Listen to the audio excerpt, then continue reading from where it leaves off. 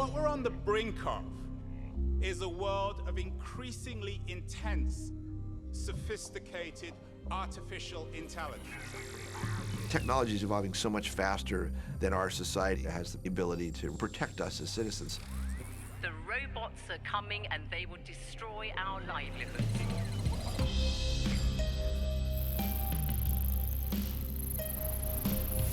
You have a networked intelligence that watches us, knows everything about us, and begins to try to change us.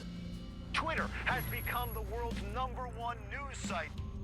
Technology is never good or bad. It's what we do with the technology. Eventually, millions of people are going to be thrown out of jobs because their skills are going to be obsoleted. Mass unemployment, greater inequalities, even social unrest. Regardless of whether to be afraid or not afraid, the change is coming and nobody can stop it.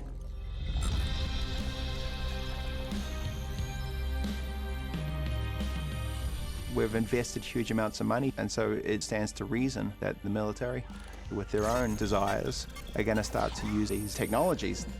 Autonomous weapons systems would lead to a global arms race to rival the nuclear era. We know what the answer is. They'll eventually be killing us.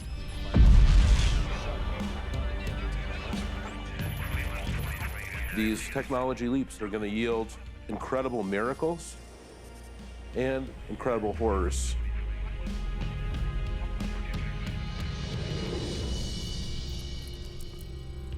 We created it.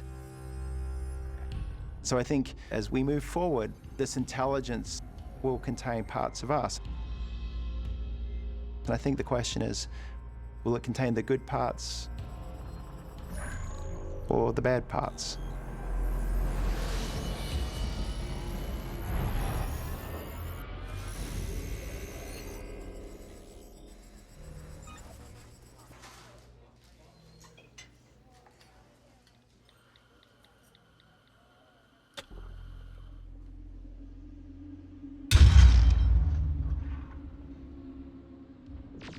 Survivors called the war Judgment Day.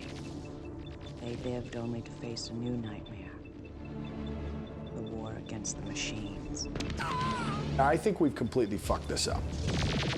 I think Hollywood has managed to inoculate the general public against this question. The idea of machines that will take over the world. Open the pod bay doors, Hal. I'm sorry, Dave. I'm afraid I can't do that. Hal? We've cried wolf enough times. Hal? The public has stopped paying attention because it feels like science fiction. Even sitting here talking about it right now, it feels a little bit silly, a little bit like, oh, this is an artifact of some cheeseball movie. The Whopper spends all its time thinking about World War III. But it's not. The general public is about to get blindsided by this.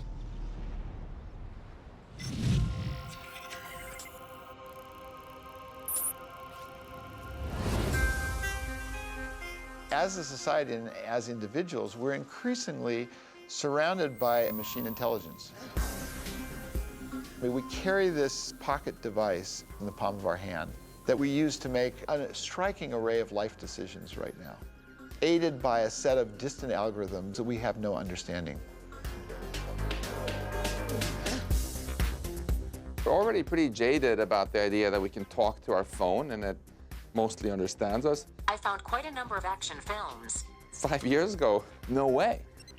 Robotics, machines that see and speak and listen, all that's real now. And these technologies are going to fundamentally change our society. Now we have this great movement of self-driving cars. Driving a car autonomously can move people's lives into a better place. I've lost a number of family members, including my mother, my brother and sister-in-law and their kids, to automobile accidents. It's pretty clear we could almost eliminate car accidents with automation. 30,000 lives in the US alone, about 1 million around the world per year. In healthcare, early indicators are the name of the game in that space. So that's another place where it can save somebody's life. Here in the breast cancer center, All the things that the radiologist's brain does in 2 minutes, the computer does instantaneously. A computer has looked at 1 million mammograms, and it takes that data and applies it to this image instantaneously. So the medical application is profound.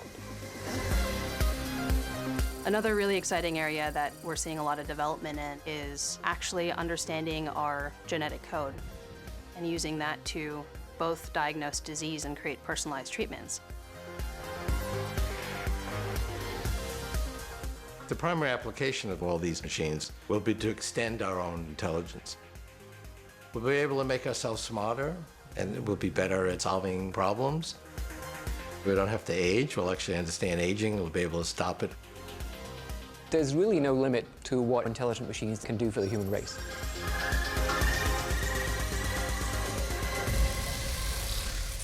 How could a smarter machine not be a better machine?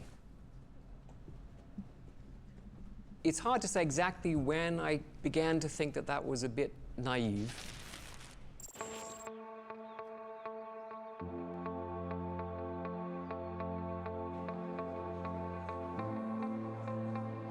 Stuart Russell, he's basically a god in the field of artificial intelligence. He wrote the book that almost every university uses. I used to say it's the best-selling AI textbook. Now I just say it's the PDF that's stolen most often. Artificial intelligence is about making computers smart. And from the point of view of the public, what counts as AI is just something that's surprisingly intelligent compared to what we thought computers would typically be able to do. AI is a field of research to try to basically simulate all kinds of human capabilities. We're in an AI era. Silicon Valley has the ability to focus on one bright, shiny thing. It was social networking and social media over the last decade, and it's pretty clear that the bit has flipped. And it starts with machine learning. When we look back at this moment, what was the first AI? It's not sexy, and it isn't the thing we consider the movies, but you'd make a great case that Google created not a search engine, but a godhead. A way for people to ask any question they wanted and get the answer they needed. Most people are not aware that what Google is doing is actually a form of artificial intelligence. They just go there, they type in a thing, Google gives them the answer. With each search, we train it to be better. Sometimes we type in the search and it tells us the answer before you have finished asking the question. You know, who is the president of Kazakhstan? And it'll just tell you. You don't have to go to the Kazakhstan national website to find out. Didn't used to be able to do that. That is artificial intelligence. Years from now, when we try to understand, we will say, well, how do we miss it? It's one of these striking contradictions that we're facing. Google and Facebook et al. Have built businesses on giving us as a society free stuff, but it's a Faustian bargain. They're extracting something from us in exchange, but we don't know what code is running on the other side and why. We have no idea. It does strike right at the issue of how much we should trust these machines. I use computers literally for everything. There's so many computer advancements now, and it's become such a big part of our lives. It's just incredible what a computer can do. You can actually carry a computer in your purse. I mean, how awesome is that? I think most technology is meant to make things easier and simpler for all of us. So hopefully that just remains the focus. I think everybody loves their computers.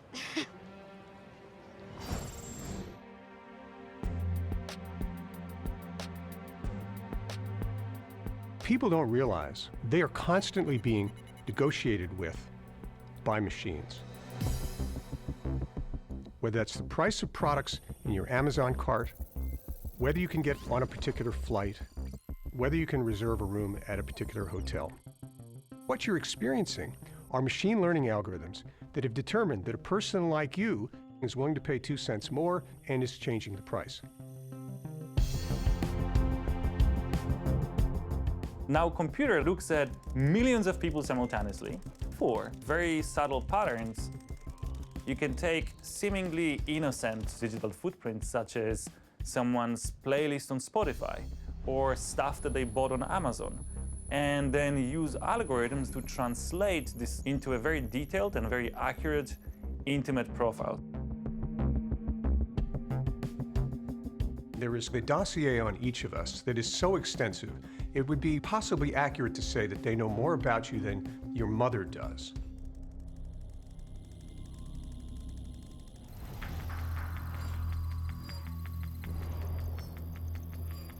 Major cause of the recent AI breakthroughs isn't just that some dude had a brilliant insight all of a sudden, but simply that we have much bigger data to train them on and vastly better computers. The magic is in the data. It's a ton of data. I mean, it's data that's never existed before. We've never had this data before. We've created technologies that allow us to capture vast amounts of information.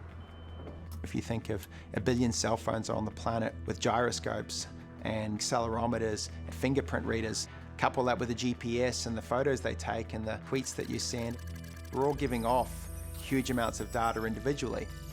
Cars that drive as the cameras on them suck up information about the world around them, the satellites that are now in orbit the size of a toaster, the infrared about the vegetation on the planet, the buoys that are out in the oceans to feed into climate models.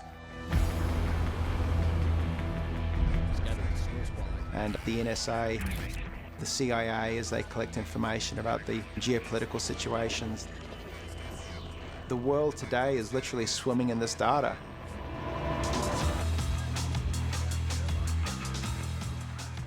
Back in 2012, IBM estimated that an average human being leaves 500 megabytes of digital footprints every day. If you wanted to back up only 1 day worth of data that humanity produces, and you print it out on a letter-size paper, double-sided, font size 12, and you stack it up, it would reach from the surface of the Earth to the sun 4 times over. This every day. The data itself is not good or evil, it's how it's used. We're relying really on the goodwill of these people and on the policies of these companies. There is no legal requirement for how they can and should use that kind of data. That, to me, is at the heart of the trust issue. Right now, there's a giant race for creating machines that are as smart as humans. Google. They're working on what's really the kind of Manhattan Project of artificial intelligence. They've got the most money, they've got the most talent. They're buying up AI companies and robotics companies. People still think of Google as a search engine and their email provider and a lot of other things that we use on a daily basis. But behind that search box are 10 million servers. That makes Google the most powerful computing platform in the world. Google is now working on an AI computing platform that will have 100 million servers. So when you're interacting with Google, we're just seeing the toenail of something that is a giant beast in the making. And the truth is, I'm not even sure that Google knows what it's becoming.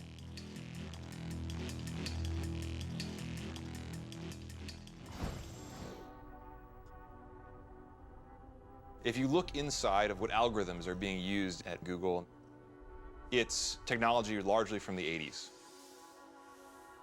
So these are models that you train by showing them a 1, a 2, and a 3, and it learns not what a 1 is or what a 2 is. It learns what the difference between a 1 and a 2 is.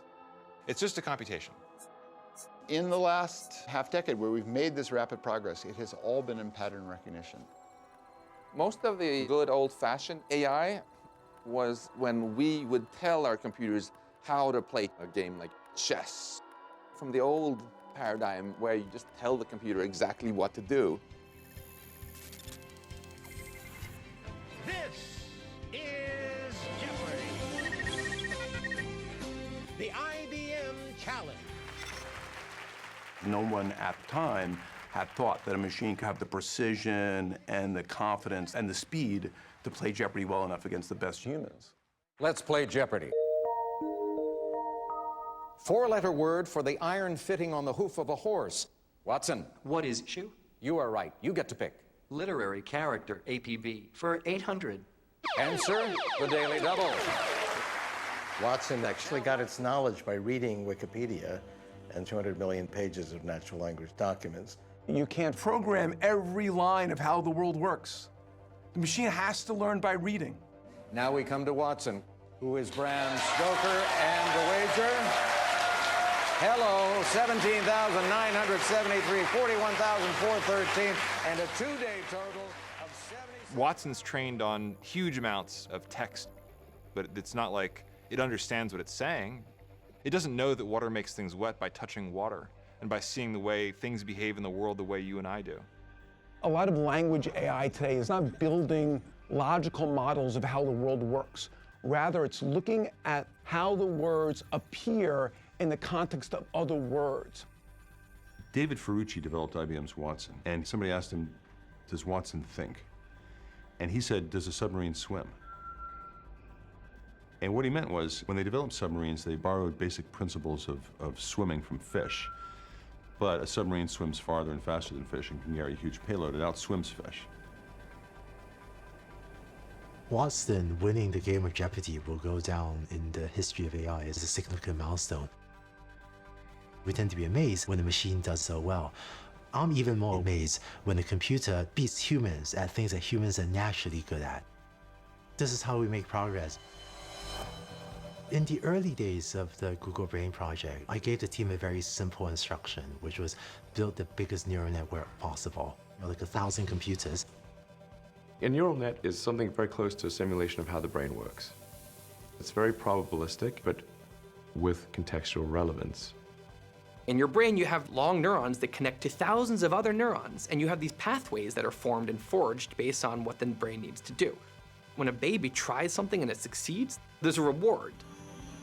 And that pathway that created the success is strengthened. If it fails at something, the pathway is weakened, and so over time, the brain becomes honed to be good at the environment around it. Really, it's just getting machines to learn by themselves. It's called deep learning, and deep learning and neural networks mean roughly the same thing. Deep learning is a totally different approach, where the computer learns more like a toddler, by just getting a lot of data and eventually figuring stuff out. The computer just gets smarter and smarter as it has more experiences. So imagine, if you will, a neural network, like 1,000 computers, and it wakes up not knowing anything, and we made it watch YouTube for a week.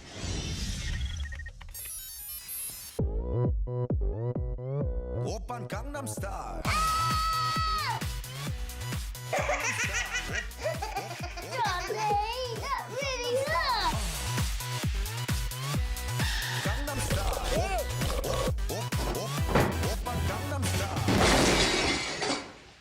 And so after watching YouTube for a week, what would it learn?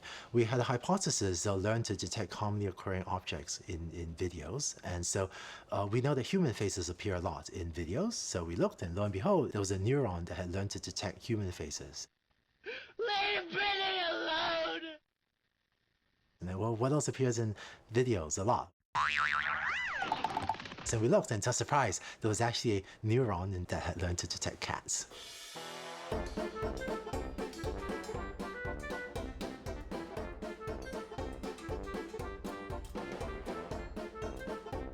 I still remember seeing recognition. Wow, that's a cat. Okay, cool, great.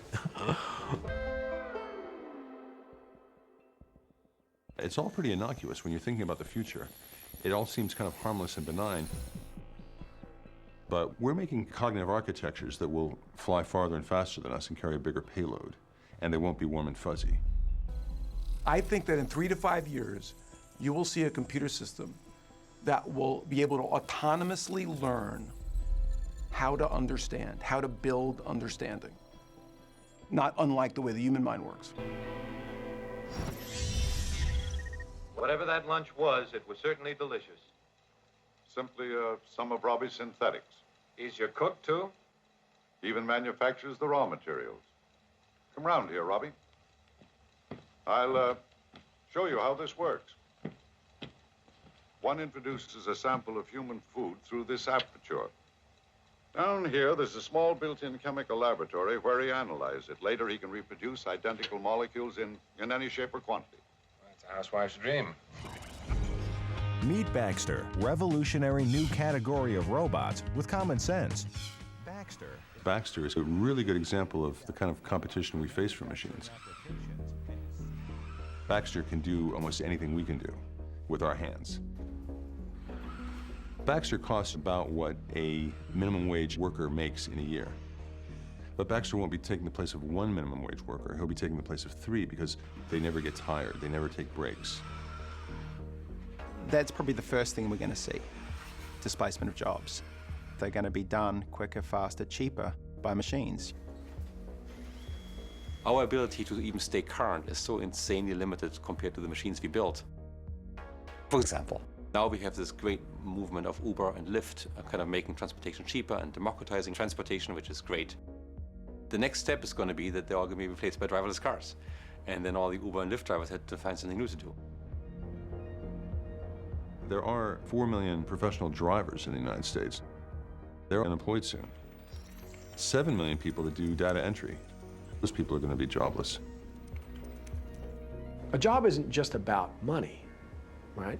On a biological level, it serves a purpose. It becomes a defining thing.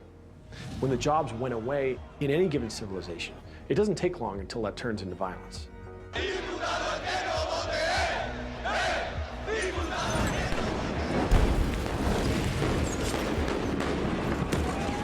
We face a giant divide between rich and poor because that's what automation and AI will provoke, a greater divide between the haves and the have-nots. Right now, it's working into the middle class, into white-collar jobs. IBM's Watson does business analytics that we used to pay a business analyst $300 an hour to do. Today, you go into college to be a doctor, to be an accountant, to be a journalist. It's unclear that there's going to be jobs there for you. If someone's planning for a 40-year career in radiology, just reading images, I think that could be a challenge to the new graduates of today.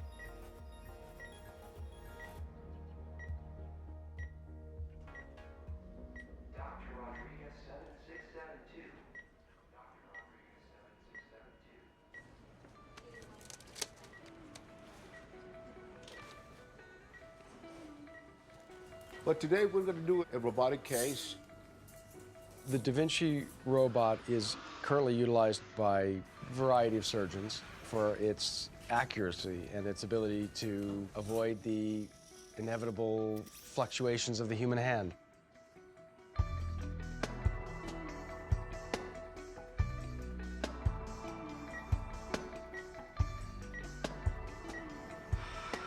Anybody who watches this feels the amazingness of it. You look through the scope and you've seen the claw hand holding that woman's ovary. Humanity was resting right there in the hands of this robot. People say it's the future, but it's not the future, it's the present. If you think about a surgical robot, there's often not a lot of intelligence in these things, but over time, as we put more and more intelligence into these systems, the surgical robots can actually learn from each robot surgery. They're tracking the movements, they're understanding what worked and what didn't work, and eventually the robot for routine surgeries is going to be able to perform that entirely by itself, or with human supervision. Normally I do about 150 cases, hysterectomies, let's say, and now most of them are done robotically. I do maybe one open case a year. So do I feel uncomfortable? Of course I do feel uncomfortable because I don't remember how to open patients anymore. It seems that we're feeding it and creating it, but In a way, we are a slave to the technology because we can't go back.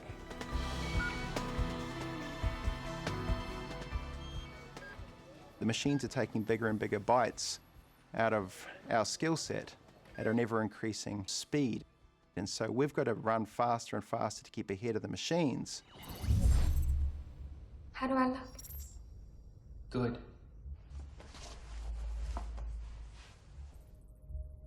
Are you attracted to me? What? Are you attracted to me? You give me indications that you are. I do? Yes. This is the future we're headed into. We want to design our companions. We're going to like to see a human face on AI. Therefore, gaming our emotions will be depressingly easy. We're not that complicated. We're simple, stimulus response. I can make you like me basically by smiling at you a lot. AIs are going to be fantastic at manipulating us.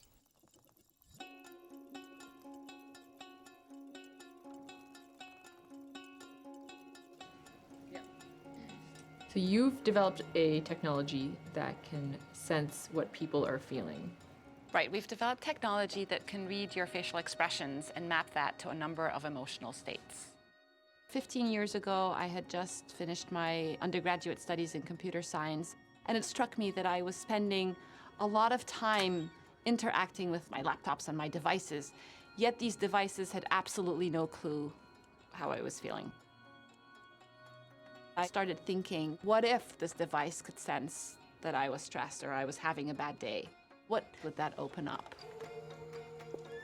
Hi, first graders. How are you? Can I get a hug?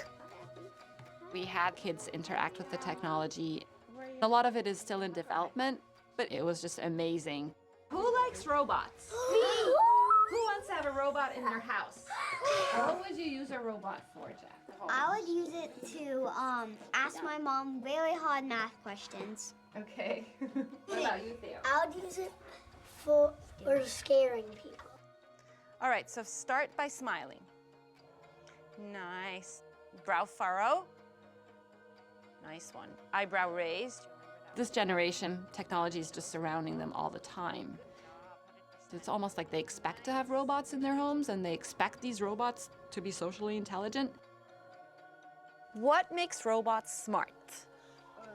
Put them in like a math or biology class. I think you would have to train it. All right, let's walk over here.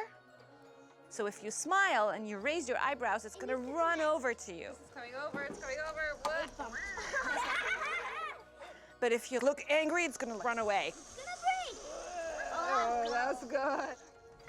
We're training computers to read and recognize emotions. Ready, set, go. And the response so far has been really amazing. People are integrating this into health apps, meditation apps, robots, cars. We're going to see how this unfolds. Robots can contain AI, but the robot is just a physical instantiation, and the artificial intelligence is the brain. And so brains can exist purely in software-based systems. They don't need to have a physical form. Robots can exist without any artificial intelligence. We have a lot of dumb robots out there, but a dumb robot can be a smart robot overnight, given the right software, given the right sensors. We can't help but impute motive into inanimate objects. We do it with machines. We'll treat them like children. We'll treat them like surrogates. And we'll pay the price.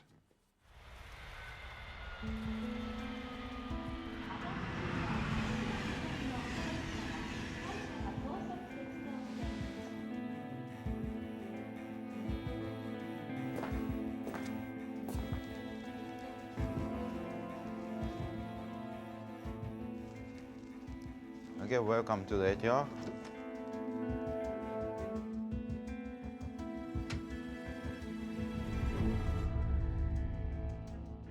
My purpose is to have a more human-like robot which has the human-like intention and desire.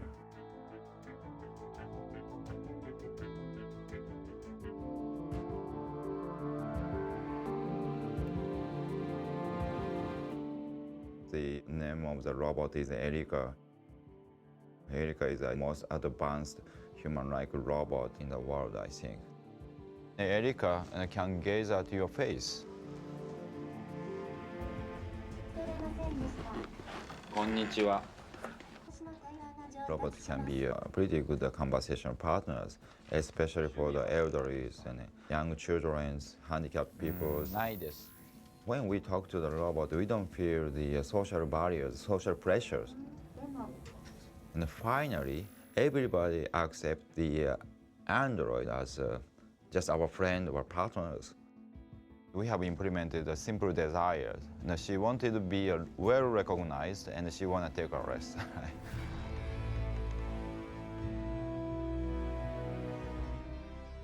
If a robot could have an intention and desires, the robot can understand other people's intention and desires. 好きな動物は何ですか? 私は犬のチワワが好きです。本当に可愛いですよね。That is tied to relationships with people, and that means they like each other. That means, well, I'm not sure, to love each other. We build artificial intelligence, and the very first thing we want to do is replicate us. I think the key point will come when all the major senses are replicated. Sight, touch, smell. When we replicate our senses, is that when it becomes alive.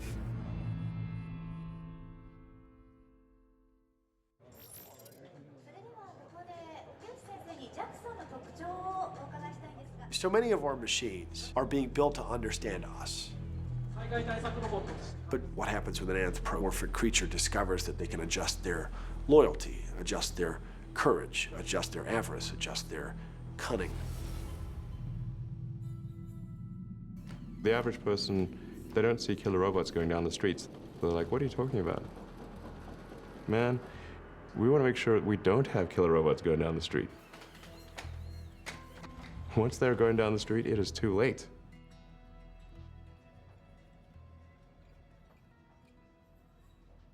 The thing that worries me right now, that keeps me awake, is the development of autonomous weapons.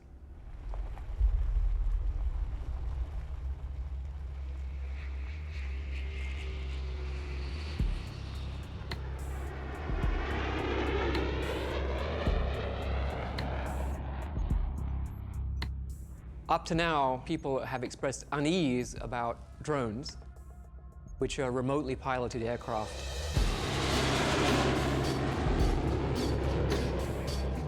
If you take a drone's camera, feed it into the AI system, it's a very easy step from here to fully autonomous weapons that choose their own targets and release their own missiles.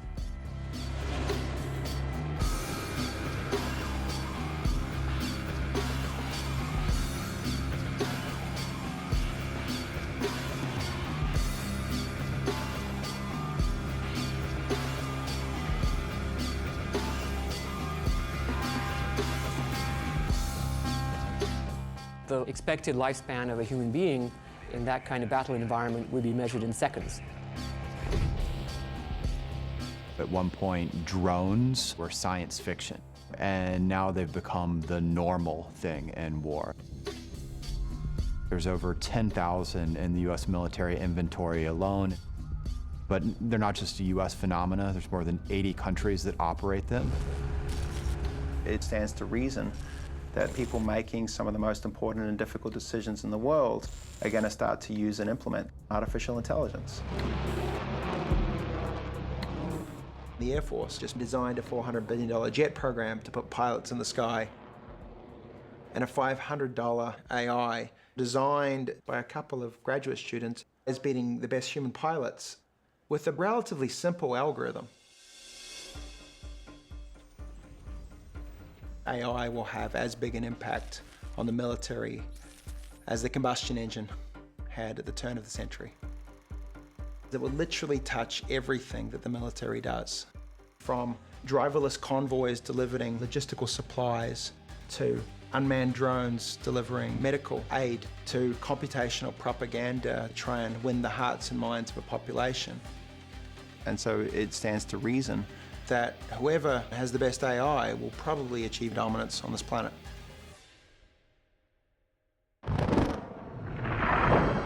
At some point in the early 21st century, all of mankind was united in celebration.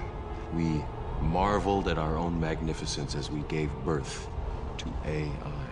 AI? You mean artificial intelligence? A singular consciousness that spawned an entire race of machines. We don't know who struck first, us or them, but we know that it was us that scorched the sky. There's a long history of science fiction, not just predicting the future, but shaping the future.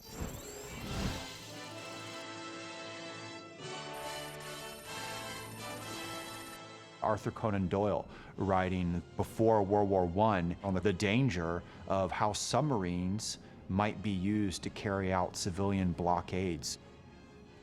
At the time he's writing this fiction, the Royal Navy made fun of Arthur Conan Doyle for this absurd idea that submarines could be useful in war.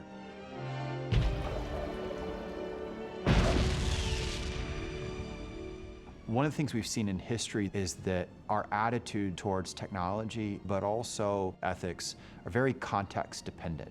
For example, the submarine, nations like Great Britain and even the United States found it horrifying to use the submarine. In fact, the German use of the submarine to carry out attacks was the reason why the United States joined World War I. But move the timeline forward. The United States of America was suddenly and deliberately attacked by the Empire of Japan. 5 hours after Pearl Harbor, the order goes out to commit unrestricted submarine warfare against Japan. So Arthur Conan Doyle turned out to be right. That's the great old line about science fiction. It's a lie that tells the truth. Fellow executives, it gives me great pleasure to introduce you to the future of law enforcement. Ed 209.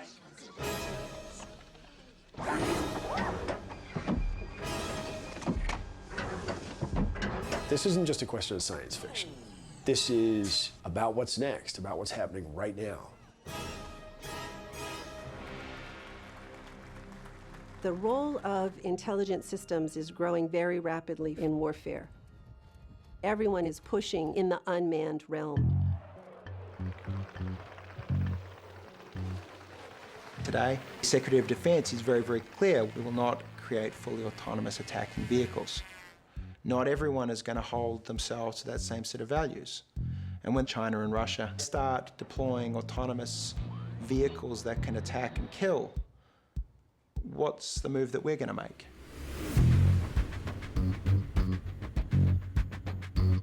You can't say, well, we're going to use autonomous weapons for our military dominance, but no one else is going to use them.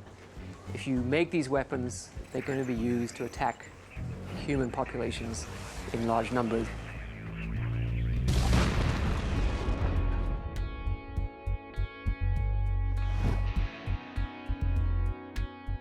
Autonomous weapons are, by their nature, weapons of mass destruction because it doesn't need a human being to guide it or carry it. You only need one person to, write a little program. It just captures the complexity of this field. It is cool. It is important. It is amazing. It is also frightening. And it's all about trust. It's an open letter about artificial intelligence signed by some of the biggest names in science. What do they want? Ban the use of autonomous weapons. The author stated, quote, autonomous weapons have been described as the third revolution in warfare. 1,000 artificial intelligence specialists calling for a global ban on killer robots. This open letter basically says that we should redefine the goal of the field of artificial intelligence, away from just creating pure, undirected intelligence towards creating beneficial intelligence. The development of AI is not going to stop. It is going to continue and get better. If the international community isn't putting certain controls on this, people will develop things that can do anything. The letter says that we are years, not decades, away from these weapons being deployed. So We had 6,000 signatories of that letter, including many of the major figures in the field. I'm getting a lot of visits from high-ranking officials who wish to emphasize that American military dominance is very important and autonomous weapons may be part of the Defense Department's plan. That's very, very scary because the value system of military developers of technology is not the same as the value system of the human race. Out of the concerns about the possibility that this technology might be a threat to human existence, a number of the technologists have funded the Future of Life Institute to try to grapple with these problems. All of these guys are secretive, and so it's interesting to me to see them, all together. Everything we have is the result of our intelligence. It's not the result of our big, scary teeth or our large claws or our enormous muscles. It's because we're actually relatively intelligent. And among my generation, we're all having what we call holy cow or holy something else moments, because we see that the technology is accelerating faster than we expected. I remember sitting around the table there with some of the best and the smartest minds in the world. And what really struck me was maybe the human brain is not able to fully grasp the complexity of the world that we're confronted with. As it's currently constructed, the road that AI is following heads off a cliff, and we need to change the direction that we're going so that we don't take the human race off the cliff. Google acquired DeepMind several years ago. DeepMind operates as a semi-independent subsidiary of Google. The thing that makes DeepMind unique is that DeepMind is absolutely focused on creating digital superintelligence, an AI that is vastly smarter than any human on Earth and ultimately smarter than all humans on Earth combined. This is from the DeepMind reinforcement learning system. Basically wakes up like a newborn baby and is shown the screen of an Atari video game and then has to learn to play the video game. It knows nothing about objects, about motion, about time. It only knows that there's an image on the screen and there's a score. So if your baby woke up the day it was born and by late afternoon was playing 40 different Atari video games at a superhuman level, you would be terrified. You would say, my baby is possessed, send it back. The DeepMind system can win at any game. It can already beat all the original Atari games. It is superhuman. It plays the games at super speed in less than a minute.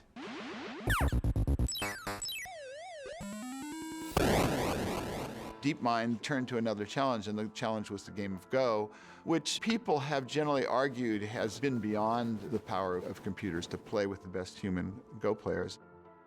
First, they challenged a European Go champion. Then they challenged a Korean Go champion. Please start the game. And they were able to win both times in kind of striking fashion. You were reading articles in the New York Times years ago talking about how Go would take 100 years for us to solve. People say, well, but that's still just a board. Poker is an art. Poker involves reading people. Poker involves lying and bluffing. It's not an exact thing. That will never be, a computer. You can't do that. They took the best poker players in the world and took 7 days for the computer to start demolishing the humans. So it's the best poker player in the world. It's the best Go player in the world. And the pattern here is that AI might take a little while to wrap its tentacles around a new skill. But when it does, when it gets it, it is unstoppable.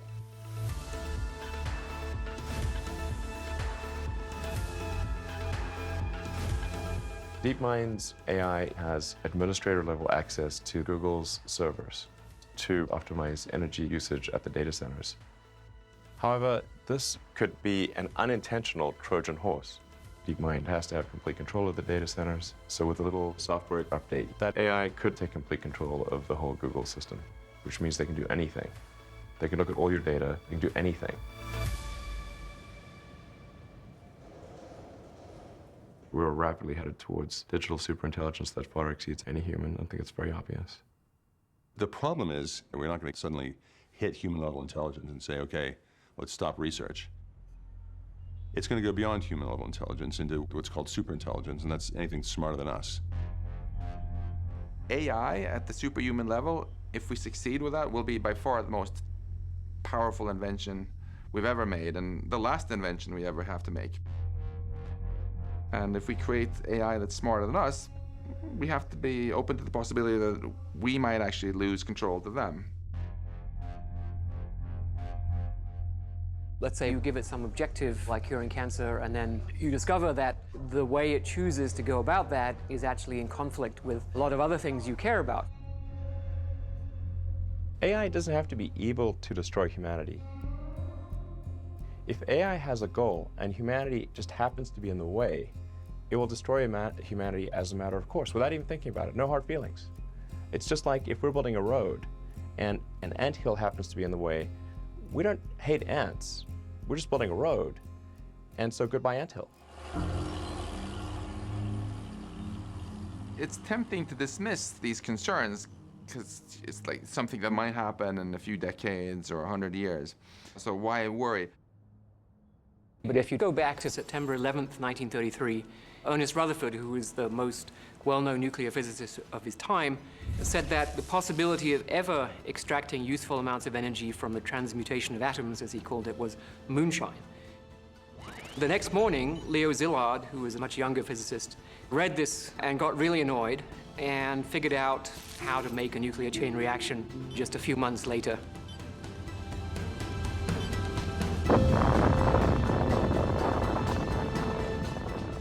We have spent more than $2 billion on the greatest scientific gamble in history. So when people say that, oh, this is so far off in the future, we don't have to worry about it, it might only be 3, 4 breakthroughs of that magnitude that will get us from here to superintelligent machines. If it's going to take 20 years to figure out how to keep AI beneficial, then we should start today, not at the last second when some dudes drinking Red Bull decide to flip the switch and test the thing.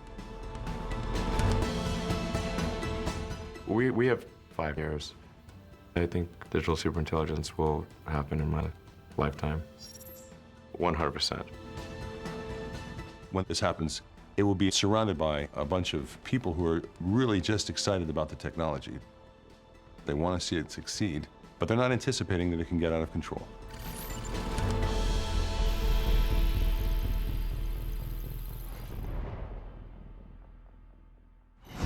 Oh my God, I trust my computer so much. That's an amazing question. I don't trust my computer. If it's on, I take it off. Like, even when it's off, I still think it's on. Like, you know, like, you really cannot, like, the webcams, you don't know if, like, someone might turn it on. You don't know, like. I don't trust my computer. Like, in my phone, every time they ask, we send your information to Apple. Every time I not trust my phone. Okay, so part of it is yes, I do trust it because it would be really hard to get through the day and the way our world is set up without computers.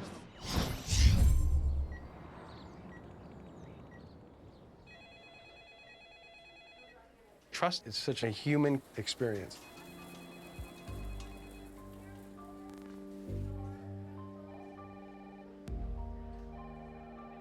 I have a patient coming in with intracranial aneurysm.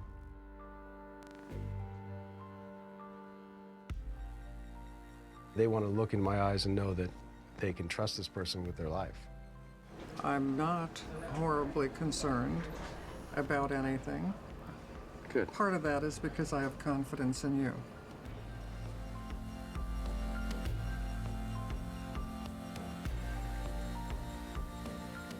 This procedure we're doing today, 20 years ago, was essentially impossible. We just didn't have the materials and the technologies.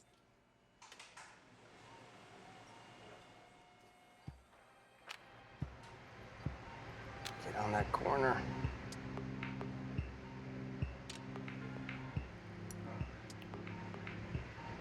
Could it be any more difficult? My God.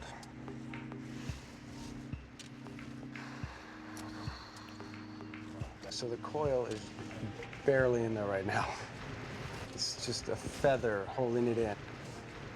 It's nervous time.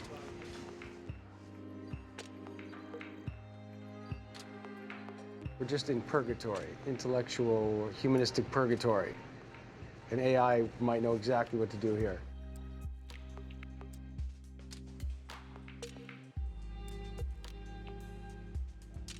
We got the coil into the aneurysm, but it wasn't in tremendously well that I knew that it would stay. So with a maybe 20% risk of a very bad situation, I elected to just bring her back.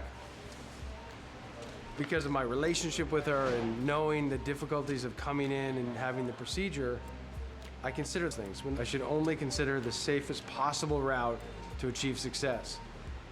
But I had to stand there for 10 minutes agonizing about it. The computer feels nothing. The computer just does what it's supposed to do. better and better. I want to be AI in this case. But can AI be compassionate? I mean, it's everybody's question about AI. We are the sole embodiment of humanity. And it's a stretch for us to accept that a machine can be compassionate and loving in that way.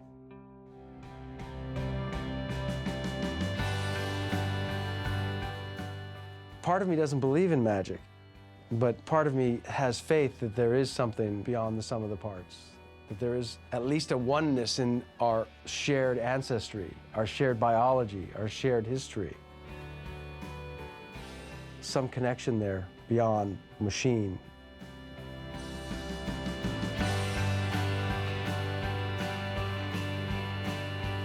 So then you have the other side of that is, does the computer know it's conscious, or can it be conscious, or does it care? Does it need to be conscious? Does it need to be aware?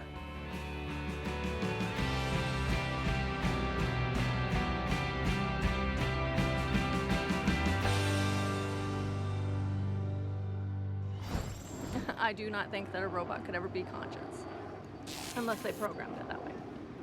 Conscious? No. No. No. I mean, I think a robot could be programmed to be conscious. How are they programmed to do everything else? That's another big part of artificial intelligence, is to make them conscious and make them feel.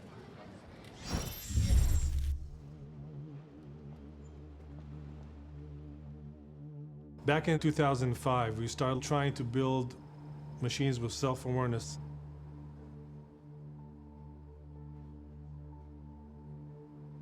This robot, to begin with, didn't know what it was. All he knew is that it needed to do something like walk. Through trial and error, it figured out how to walk using its imagination, and then it walked away. And then we did something very cruel. We chopped off a leg and watched what happened. At the beginning, it didn't quite know what had happened, but over about a period of a day, it then began to limp.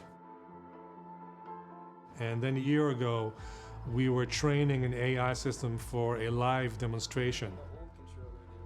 We wanted to show how we wave all these objects in front of the camera and the AI can recognize the objects. And so we're preparing this demo, and we had on the side screen this ability to watch what certain neurons were responding to. And suddenly we noticed that one of the neurons was tracking faces. It was tracking our faces as we were moving around. Now, the spooky thing about this is that we never trained the system to recognize human faces. And yet, somehow, it learned to do that. Even though these robots are very simple, we can see there's something else going on there. It's not just programmed. So this is just the beginning. I often think about that beach in Kitty Hawk, the 1903 flight by Orville and Wilbur Wright. It was a kind of a canvas plane and some wood and iron, and it gets off the ground for, what, a minute and 20 seconds in this windy day before touching back down again. And it was just around 65 summers or so after that moment that you have a 747 taking off from JFK.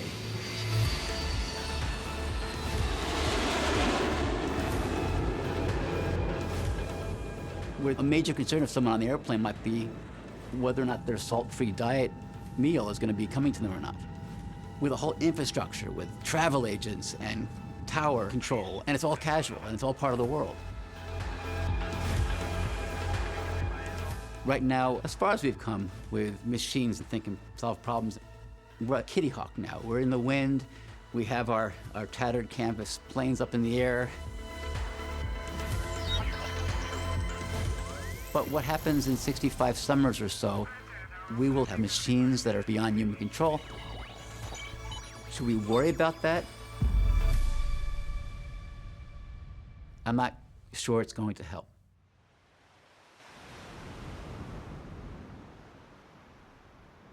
Nobody has any idea today what it means for a robot to be conscious.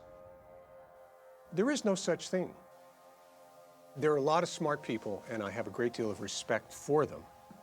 But the truth is, machines are natural psychopaths. Fear came back into the market. And down 800, nearly 1,000 in a heartbeat. I mean, it is classic capitulation. There are some people who are proposing there was some kind of fat finger error. Take the flash crash of 2010.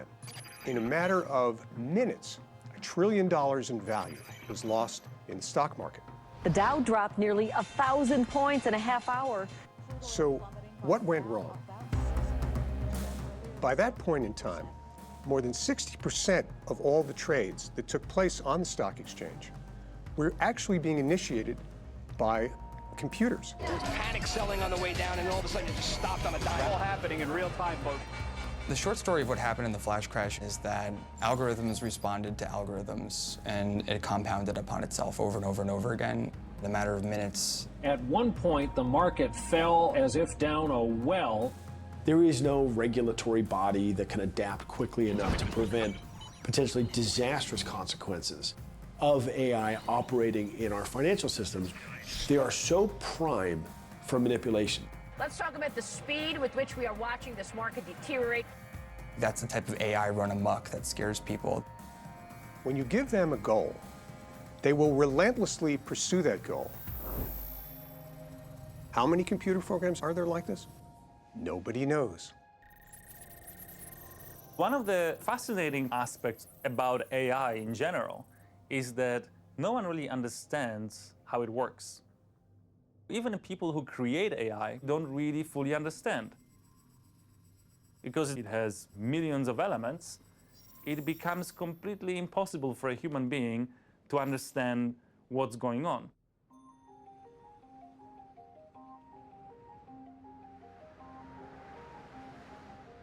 Microsoft had set up this artificial intelligence called Ty on Twitter, which was a chatbot.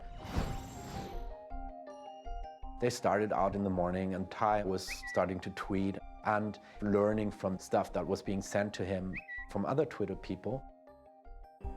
Because some people like Troll attacked him. Within 24 hours, the Microsoft bot became a terrible person.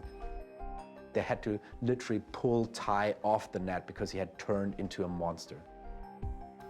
A misanthropic, racist, horrible person you never want to meet. And nobody had foreseen this.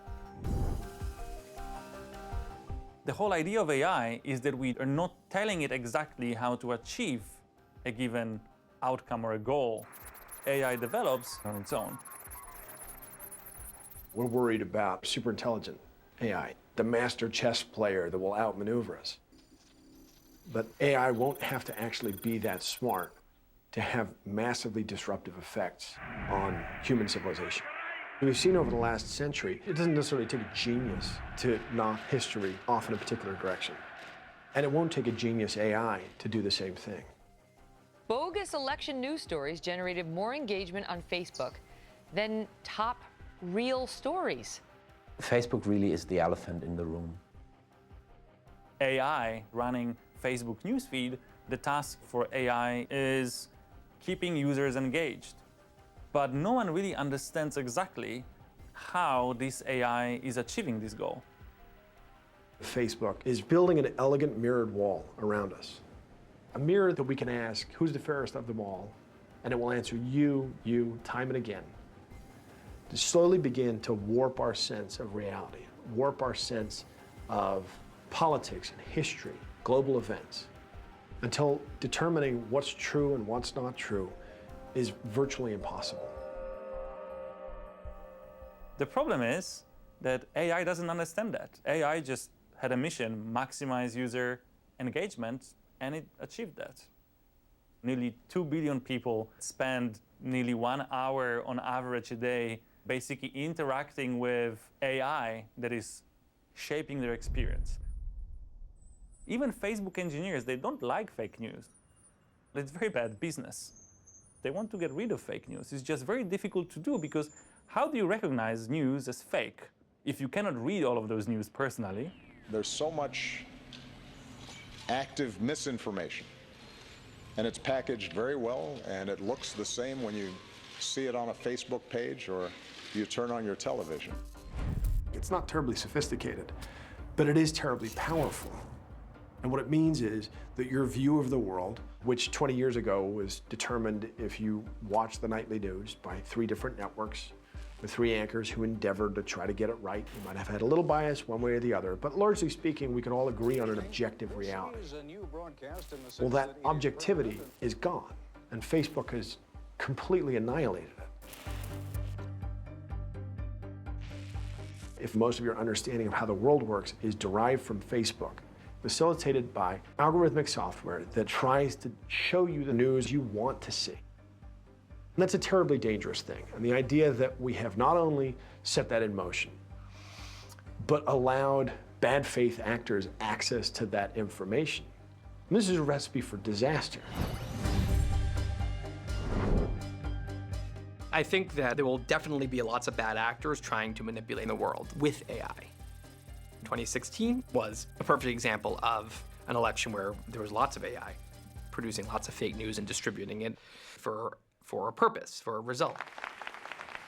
Ladies and gentlemen, honorable colleagues, it's my privilege to speak to you today about the power of big data and psychographics in the electoral process, and specifically to talk about the work that we contributed to Senator Cruz's presidential primary campaign. Cambridge Analytica emerged quietly as a company that, according to its own hype, has the ability to use this tremendous amount of data in order to effect societal change. In 2016, they had 3 major clients. Ted Cruz was one of them. It's easy to forget that only 18 months ago, Senator Cruz was one of the less popular candidates seeking nomination. So what was not possible maybe like 10 or 15 years ago was that you can send fake news to exactly the people that you want to send it to. And then you can actually see how he or she reacts on Facebook and then adjust that information according to the feedback that you got. And so you can start developing kind of a real-time management of a population. In this case, we've zoned in on a group we've called persuasion. These are people who are definitely going to vote, to caucus, but they need moving from the center a little bit more towards the right in order to support Cruz. They need a persuasion message. Gun rights I've selected. That narrows the field slightly more. And now we know that we need a message on gun rights. It needs to be a persuasion message, and it needs to be nuanced according to the certain personality that we're interested in.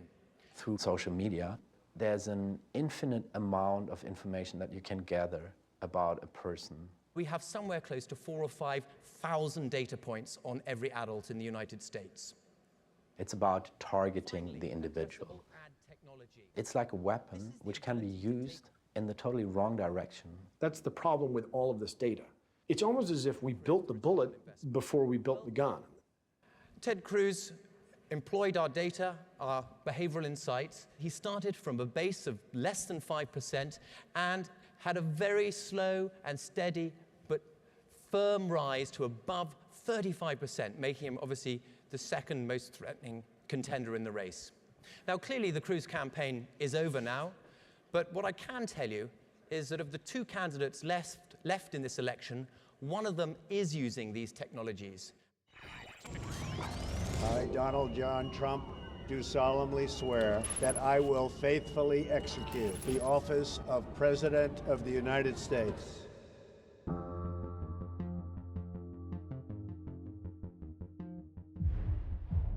Elections are a marginal exercise. It doesn't take a very sophisticated AI in order to have a disproportionate impact. Before Trump, Brexit was another supposed client. Well, at 20 minutes to 5, we can now say the decision taken in 1975 by this country to join the common market has been reversed by this referendum to leave the EU. Cambridge Analytica, allegedly, uses AI to push through two of the most ground-shaking pieces of political change in the last 50 years. These are epochal events, and if we believe the hype, they are connected directly to a piece of software, essentially, created by a professor at Stanford. Back in 2013, I described that what they're doing is possible and warned against this happening in the future. At the time, Michał Kosinski was a young Polish researcher working at the Psychometrics Center. So what Michał had done was to gather the largest ever data set of how people behave on Facebook. Psychometrics is trying to measure psychological traits such as personality, intelligence, political views, and so on.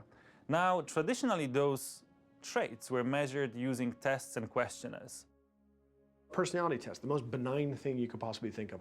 Something that doesn't necessarily have a lot of utility, right? Our idea was that instead of tests and questionnaires, we could simply look at the digital footprints of behaviors that we are all living behind. To understand openness, conscientiousness, neuroticism. You can easily buy personal data such as where you live, what club memberships you've joined, which gym you go to. There are actually marketplaces for personal data. Turns out we can discover an awful lot about what you're going to do based on a very, very tiny set of information. We are training deep learning networks to infer intimate traits, people's political views, personality, intelligence, sexual orientation, just from an image of someone's face.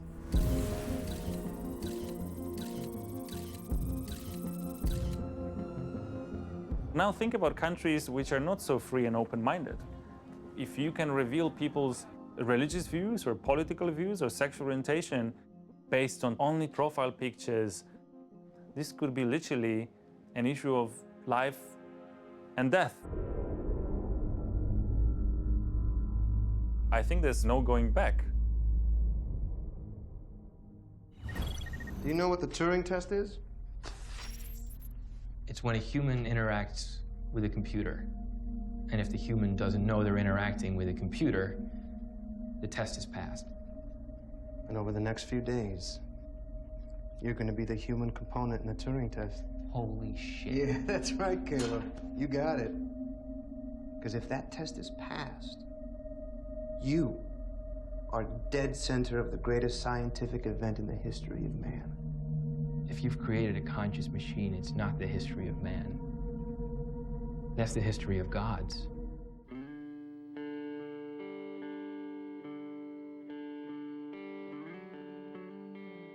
It's almost like technology is a god in of itself. Like the weather, we can't impact it, we can't slow it down, we can't stop it. We feel powerless. If we think of God as an unlimited amount of intelligence, the closest we can get to that is by evolving our own intelligence, by merging with the artificial intelligence we're creating. Today, our computers, phones, applications give us superhuman capability. So as the old maxim says, like, if you can't beat them, join them.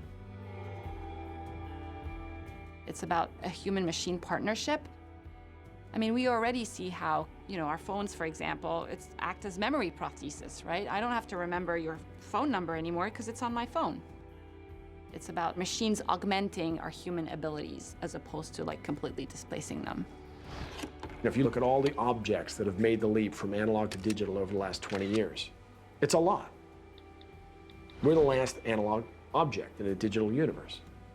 And the problem with that, of course, is that the data input-output is very limited.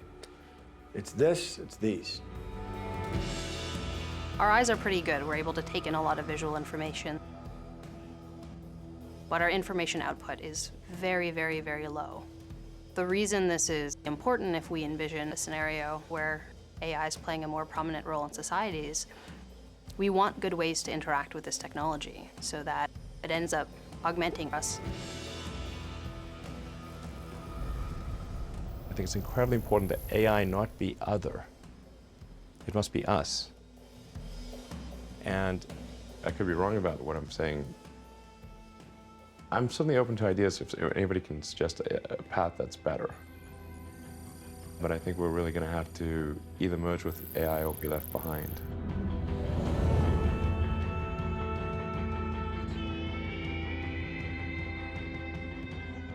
It's hard to kind of think of unplugging a system that's distributed everywhere on the planet, that's distributed now across the solar system. You can't just, shut that off. We've opened Pandora's box. We've unleashed forces that we can't control, we can't stop. We're in the midst of essentially creating a new life form on Earth.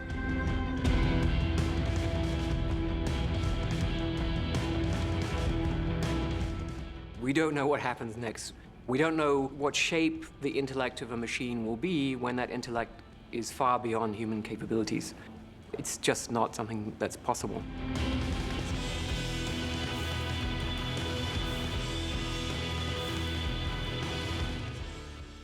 The least scary future I can think of is one where we have at least democratized AI. Because if one company or small group of people manages to develop godlike digital superintelligence, they could take over the world. At least when there's an evil dictator, that human is going to die. But for an AI, there would be no death. It would live forever. And then you'd have an immortal dictator from which we can never escape.